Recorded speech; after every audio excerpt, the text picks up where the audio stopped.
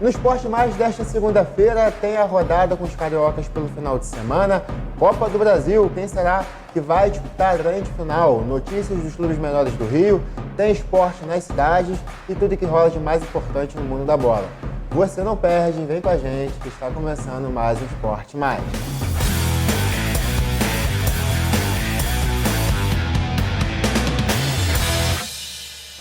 No ar mais um Esporte Mais, tudo certo, Maurício? Tudo tranquilo? Tudo azul. Já subiu, né? Já subiu, acho que agora já pode dizer que agora sim, já né? Foi o dia da glória, de fazer história, de ver quem sorriu, sofrer. Voltou, tá certo. Bom, tá tudo azul também, Maurício, pelo lado do Grêmio. O Grêmio, com a reestreia de Renato Portaluppi ao comando do time, venceu o time do Vasco por 2-1.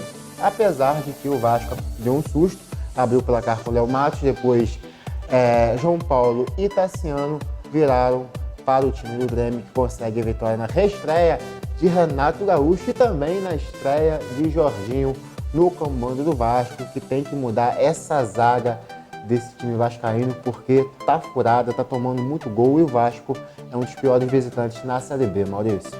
Bom, vamos lá. O Vasco até deu a impressão, como você bem disse, que poderia fazer um jogo diferente, mas durou pouco, porque o empate veio numa bobeada do Alex Teixeira, Exato. Que acabou perdendo a bola na lateral esquerda, houve cruzamento, e aquele tipo de gol, né?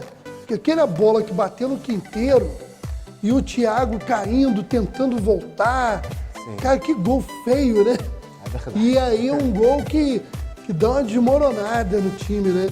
Aí logo na sequência o Tassiano fez um gol aí, um gol bonito. Sim, bonito. Né? Uma tabela muito bem feita, que ele concluiu com muita categoria. E o Grêmio jogou com uma intensidade muito grande. O Grêmio começou com intensidade, levou o gol, não parou e virou o jogo. No segundo tempo, o Grêmio não conseguiu manter o ritmo e o Vasco até buscou o empate, mas esbarrou nas suas limitações. Não faltou disposição, não faltou garra, o que falta é técnica. O time tem um elenco muito limitado. E vou destacar também a defesa do goleiro do Grêmio no chute do Nenê. Espetacular, né? Beleza, gente. Jogada linda e a defesa do goleiro realmente sensacional. Foi um jogo em que o Grêmio mereceu ganhar. É um time superior ao Vasco. O elenco do Grêmio, a gente já comentou aqui, era um elenco para estar numa posição mais tranquila dentro do campeonato e brigando até pelo título com o Cruzeiro, que eu acho essa altura pouco provável pela diferença. Né? Mas é um time que empatou muito, time que perdeu alguns jogos importantes, mas acho muito pouco provável que Cruzeiro, já podemos dizer classificado, Bahia e Grêmio não fiquem com vagas. E aí vai ficar essa luta do Vasco com o Londrina. Tá um ponto, né? Caiu para um ponto. Um ponto a diferença. E outros ali que estão tentando chegar próximos. Forte. Então, Criciúma, Tombense. Então, o Vasco se botou numa posição delicada nessa reta final do Brasileiro da Série B. É verdade. Pela Série A, também ali, Maurício, na parte de baixo, mas brigando para não ser rebaixado, Botafogo e América também entraram em campo neste domingo. Jogo morno também. Teve muita finalização até, né? Mas finalização mais de 30 técnica, e poucos chutes a gol e tal. Finalização que você falou, perigo. né? Mas esbarra naquela qualidade que falta, né? Falta aquela qualidade de jogadores. O time do Botafogo até, muitas vezes, o treinador é criticado. E eu acho que ele tem os erros e acertos, mas taticamente não é um grande problema do Botafogo. O Botafogo, na minha opinião, falta jogadores que tenham capacidade de decidir jogos. É verdade. E isso é mortal no futebol de hoje. Se você não tiver algum jogador que faça a diferença, porque a condicionamento físico, a parte tática, está sendo muito trabalhada por todo mundo. O que acaba fazendo o diferencial, muitas vezes, é a qualidade individual. E isso falta para o América e para o Botafogo, por isso o 0-0. É verdade. E o que não falta, Maurício, de qualidade, é no time do Fluminense, que voltou aos trilhos, voltou a vencer o Fortaleza em casa, 2-1, 2 Nada gols. como uma vitória para mudar o semblante do apresentador. 2 gols de Germancano, um deles um gol até bonito, fora da área. Thiago Galhardo fez para o Fortaleza. O Fluminense demonstrou aquele futebol que a gente está acostumado a ver com o técnico Fernando Diniz.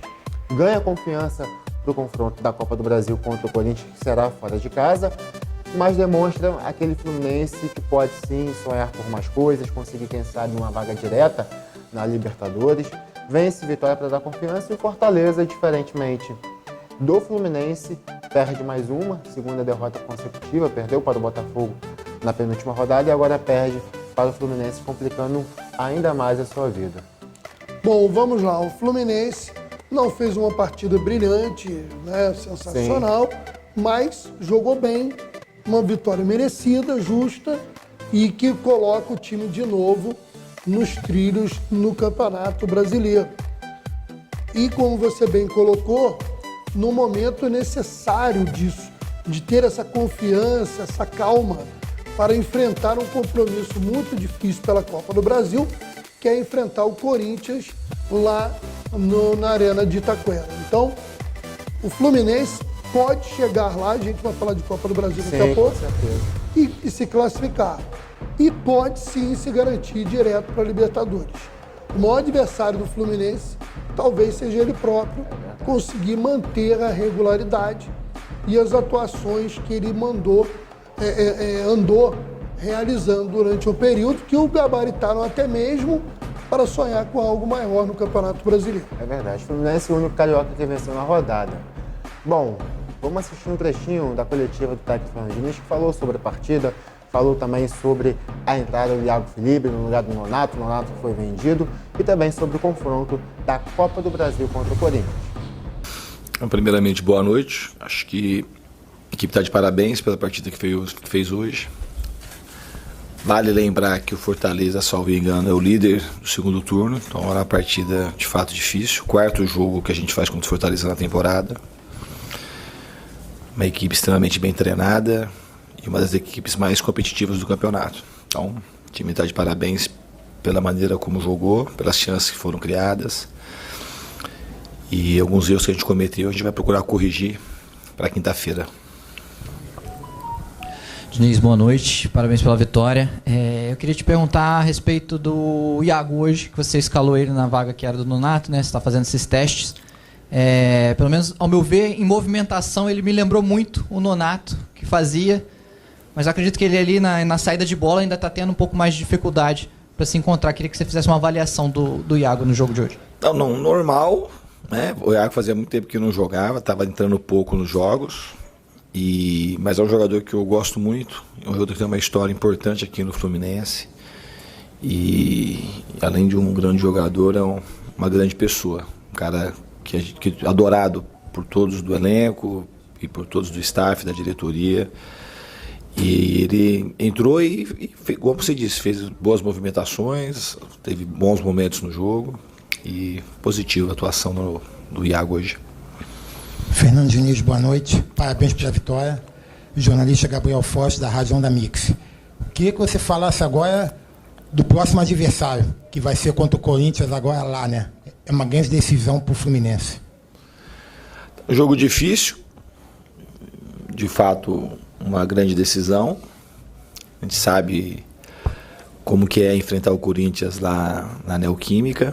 Mas a equipe está consciente disso, a gente vai se preparar super bem para chegar lá em condições ótimas para fazer um grande jogo.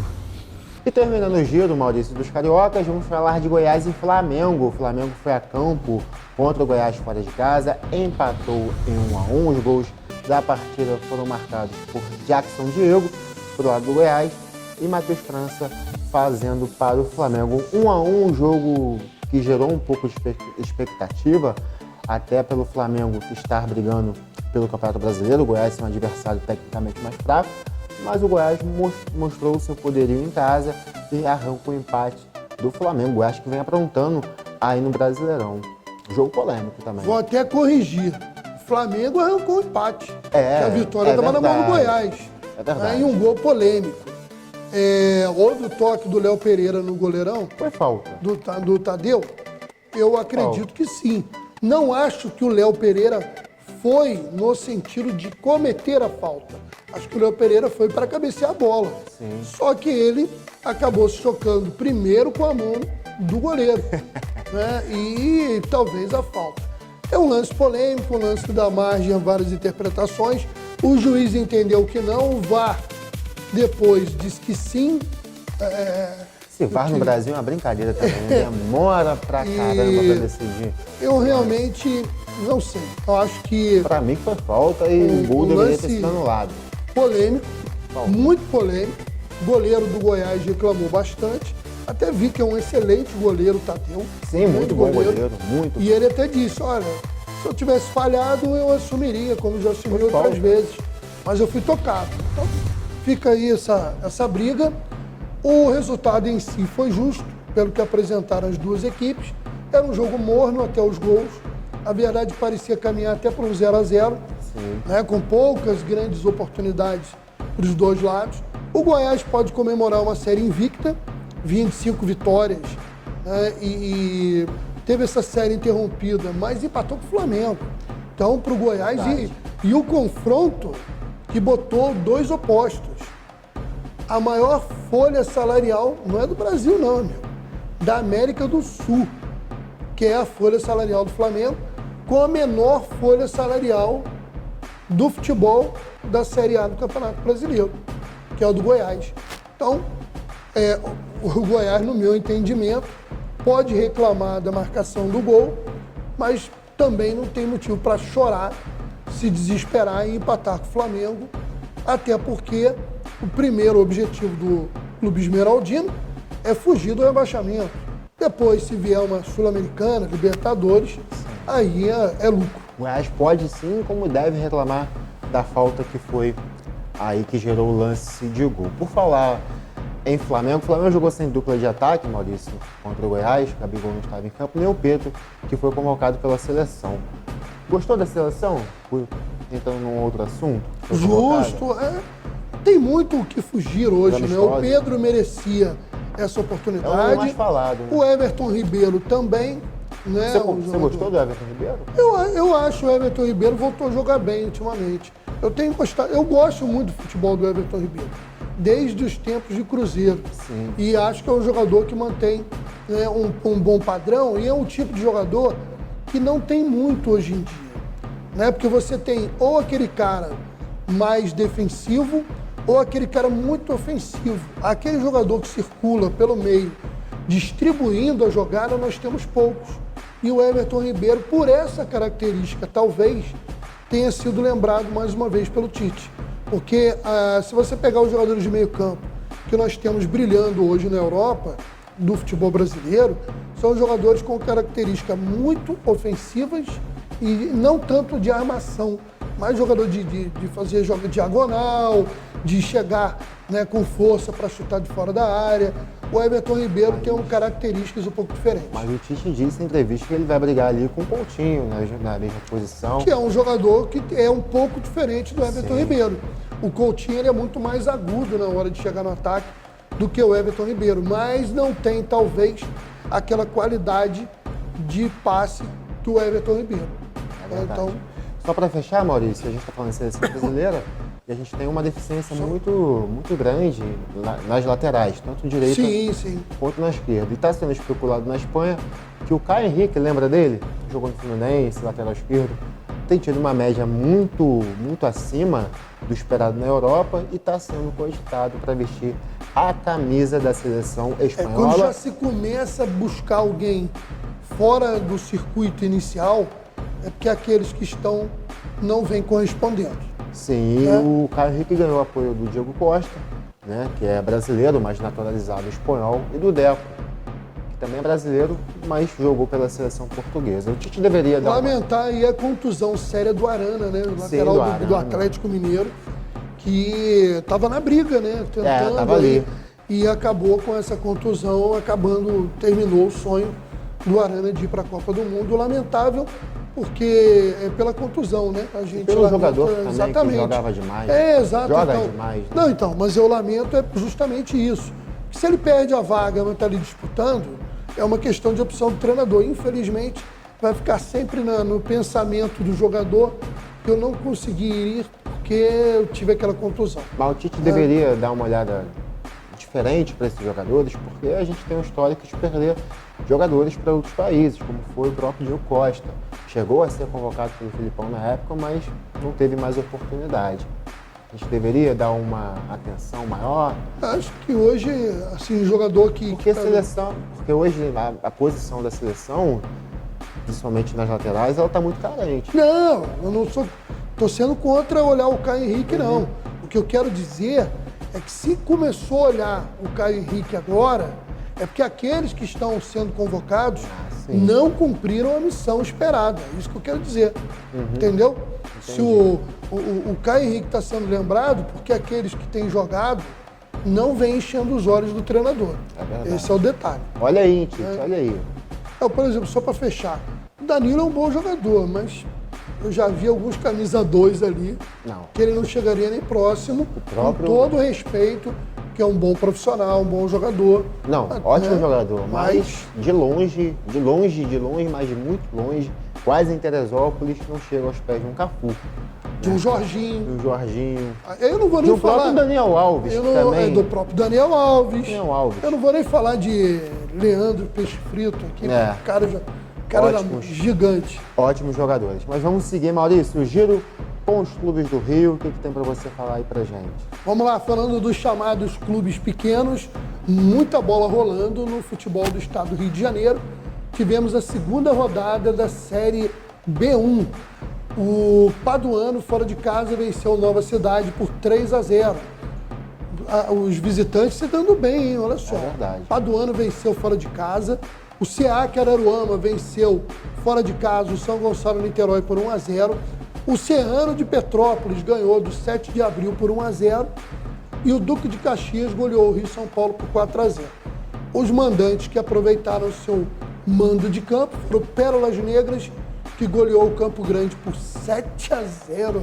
Que coisa, hein? É muito gol, Não, hein? nem faltou, não é o Campo Grande, não. Agora a gente acabou botando... o adversário foi outro. E eu vou ter que corrigir aqui. A gente corrige aqui no final. Vou até pedir o socorro aí, o meu querido Rodrigo, para conferir a tabela da Série B1, que acabou que a gente repetiu. O Campo Grande não. O Campo Grande venceu ao time do Serra Macaense pelo placar de 1-0. Com esses resultados, o único que tem 100% de aproveitamento é o Serrano de Petrópolis, com 2 vitórias, lidera de forma isolada com 6 pontos. E o Angra... rapaz, quem tomou de 7-0 foi o Angra. O Angra dos Reis, então, que foi goleado pelo Pérolas Negras. Muito obrigado, Rodrigo. 7-0, valeu, Rodrigo, aí na produção. E o Campo Grande venceu o Serra Macaense por 1-0. Então, vamos lá. Classificação, Serrano lidera com 6, Paduano, Araruama, Caxias e Campo Grande, todos eles têm 4 pontos. Né? Está começando a segunda rodada ainda, mas primeira rodada só teve um Serrano ganhando e um monte de empate. Agora, pelo menos, todos os jogos tiveram um vencedor. Fala agora da Série B2, que é a série que é disputada pelo nosso querido Magiense. Exatamente. Futebol Clube. Perdão. Vamos lá, resultados dos jogos de domingo. O Bom Sucesso, que crise o Bom Sucesso. Um time que já foi de primeira divisão, estreou em casa perdendo para o Barra da Tijuca por 2-1. O Barra Mansa venceu o Carapebus por 1-0. O Campos empatou em 0-0 com o Boifor Roxo. E o Búzios perdeu para o Rio de Janeiro por 2-1. O jogo Tigres e Séries foi suspenso, porque o Tigres do Brasil até agora não inscreveu o jogador. Então é possível que a equipe desista da competição. Ele tem essa semana para inscrever um time. Caso contrário, ele irá perder o próximo jogo, o WO, e será suspenso das competições estaduais por algum período. Caramba!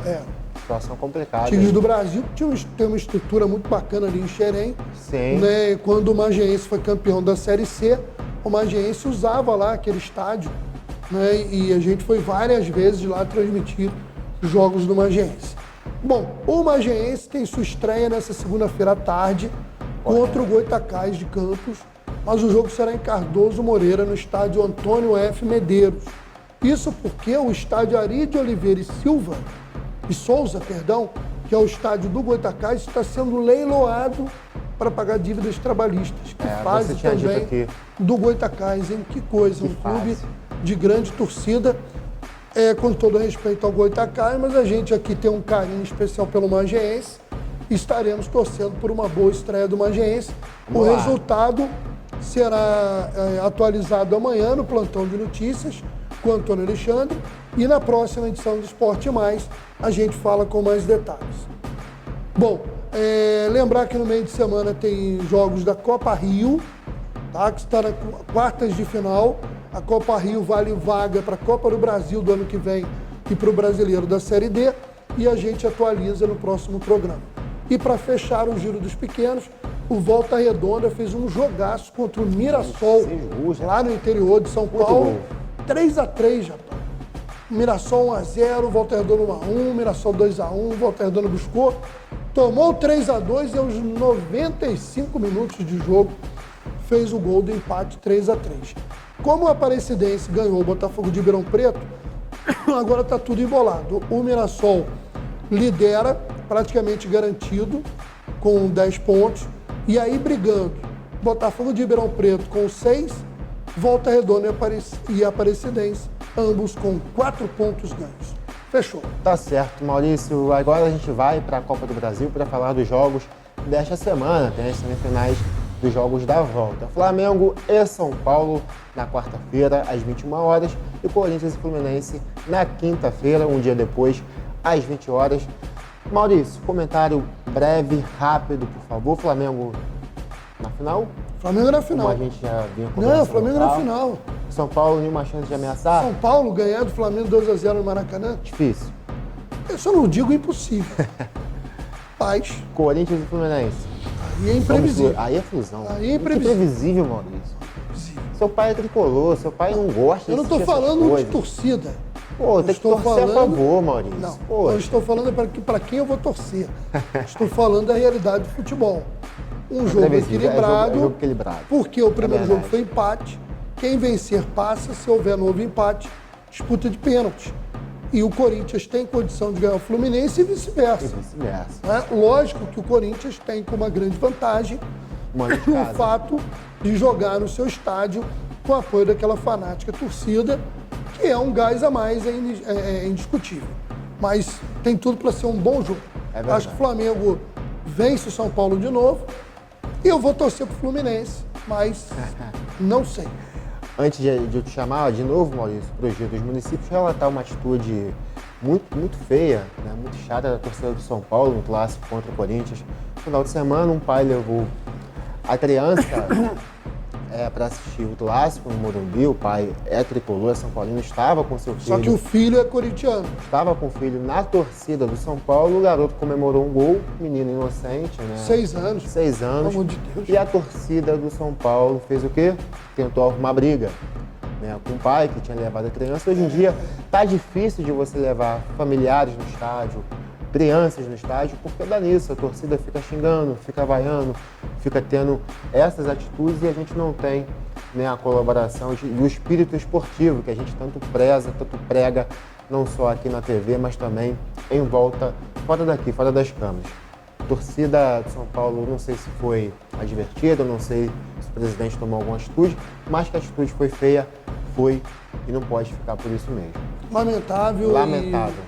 E a gente vê cada coisa, mas o cidadão tá assim, né? É assim, é verdade. Independente Parece de que torcida ou tem não. gente que o ódio fica rondando a pessoa. Meu É Deus. verdade.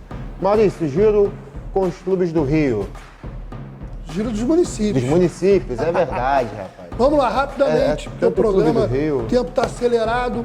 Diga lá. Olha só, notícias das cidades, falando de Teresópolis, o SESC, em parceria com o município, através da Secretaria de Esporte e Lazer, realizou na semana passada a aula inaugural de vôlei no ginásio poliesportivo Pedro Jaaro, Pedrão, para dar início ao projeto SESC Mais Esporte.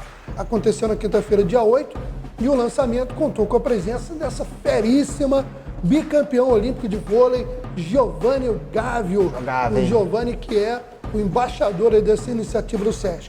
O objetivo é estimular a prática de atividades físicas, uma metodologia utilizada nas aulas para que o atleta possa se divertir e, ao mesmo tempo, incentivando crianças e jovens a aprender através do brincar. A proposta é atuar com mini quadras e equipamentos específicos e adequados a essa prática, como bolas mais leves e próprias para a iniciação, tornando o esporte leve e divertido, conectando a brincadeira à aprendizagem. Inicialmente, já pulando para essa parte, são 36 vagas para alunos entre 7 e 14 anos, serão 2 turmas, as inscrições estão abertas e ainda restavam algumas vagas. Falar agora de Rio das Ostras, que no final de semana teve o primeiro Bike Tour Fest. Os atletas partiram rumo às áreas rurais da cidade para aproveitar sol e praticar atividade física. O programa foi sábado e domingo e a participação era gratuita e livre para todas as idades, com concentração na Praça São Pedro, no centro de Rio das Ostras, partindo para as áreas rurais. Muito bacana, parabéns a todos que participaram.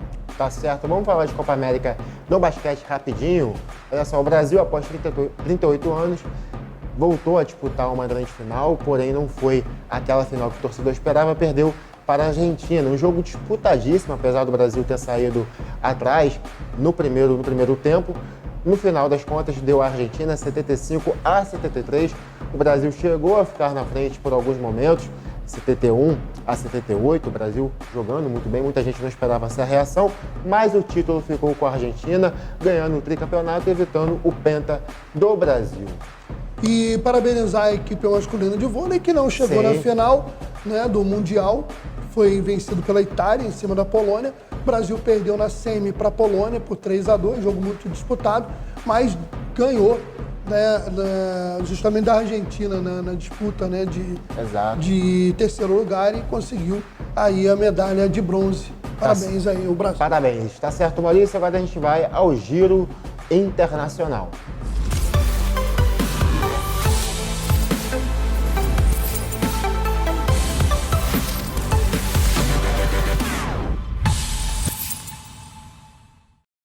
Maurício, falar rapidamente dos jogos da Champions que movimentam a semana, jogos de terça e quarta-feira. Começando, vamos lá, desce aí por favor, Rodrigo. Barcelona em Bayern de Munique, Liverpool e Ajax, Sport e Tottenham. Lembrando que esses jogos foram os que mais me chamaram a atenção. São muitos jogos, não dá para falar. Exatamente. Na quarta, a gente tem aí, por favor, Rodrigo, desce. Manchester City, Borussia Dortmund, Real Madrid e RB Leipzig, Chelsea e RB Salzburg. Comentário breve, Chelsea muito mal, né, Maurício? Real Madrid. Vamos lá, volta aí pra gente ver os jogos de terça rapidinho, Rodrigo. City nem se fala. Jogaço, Barcelona e Bayern de Munique, até o grande jogo, até porque primeiro jogo terá a lei do ex. Exato, será? Leva contra o Bayern depois de anos. Vai ter. Né? Liverpool tentando se recuperar contra o Ajax, Sporting Tottenham, bom jogo. Manchester City, Borussia, acho que City é favorito, Real Madrid é favorito. E o Chelsea tem uma chance de se recuperar, né? É verdade. Bom, eu vou assistir. Maurício, obrigado mais uma vez. Tamo junto. Valeu. O Cruzeirão cabuloso tá aí. Cabuloso, na Série A forte. No próximo ano. Voltei. Voltou. Obrigado a você pela sua audiência. Equipe Esporte Mais, fiquem com Deus e até a próxima. Tchau, tchau. Valeu.